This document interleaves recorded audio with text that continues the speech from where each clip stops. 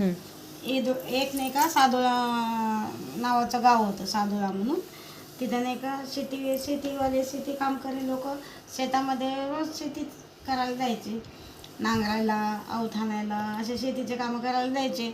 शेतीचे कामं करता करता त्यांनी काय केलं, म्हणजे सकाळी उठले, आपल्या आंघोळ बिंघोळ केल्या, नेहऱ्या घेतल्या, बैल जू आवत घेतलं आणि गेले शेतामध्ये. आणि शेतीवाल्या त्यांच्या बायकामध्ये दुपारून भाकरी कोरड्यास करून घेऊन यायच्या. आणि मग काय केलं, ती बाईने का रोज दुपारी नाही का 2-1 वाजता त्यांच्या भाकरी घेऊन जायची शेतामध्ये. तर एक असा मोठा असा वडा होता, वडा. त्या वड्याला नाही का नेमकं तिथे गेली की तिला रोज म्हणायचे येऊ का म्हणून, येऊ का असं रोज म्हणायचे. आता तिला कधी कधी ऐकू यायचं, ती मागं पाहिजे पुढं पाहिजे, मागं पाहिजे पुढं पाहिजे, चौ बाजून पाहिजे, कोणाचा आवाज यायचा आहे, कोणाचा आवाज येतोय म्हणून बघायची. असं करता करता असं रोजच चाललं. 8 दिवस झाले.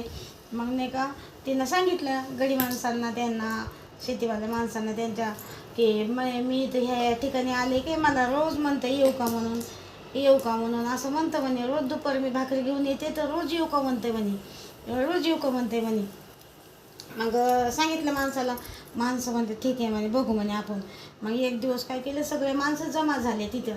आणि ती बाई भाकरी घेऊन आली त्यांच्या. आणि मग म्हणली, ते माणसं म्हणले आता म्हणे ये म्हणून. मग तर ती म्हणायला लागली येऊ का, तिला आवाज आला येऊ का म्हणून, आवाज आला तिला मोठ्याने. तर मग ती म्हणे, ती ना तसंच भाकरीचं टोपलं बिपलं असं अशी बघत चौकडून म्हणली ती. आणि माणसं अशी जागोजागी लपले, माणसं सगळे तिचं बघायसाठी. आणि मग ती म्हणलं येऊ का म्हणून. तर ती बाई म्हणे ये म्हणे, ये म्हणे, ये म्हणता म्हणताच तिथून नाही का असं खूप मोठा नाग निघाला. आपोआपच कुणी आला, त्या वड्याने आला. आणि नाही का आल्यानंतर नाही का ती बाई तशीच भेली. ती बाई, तिला भीती वाटायला लागली.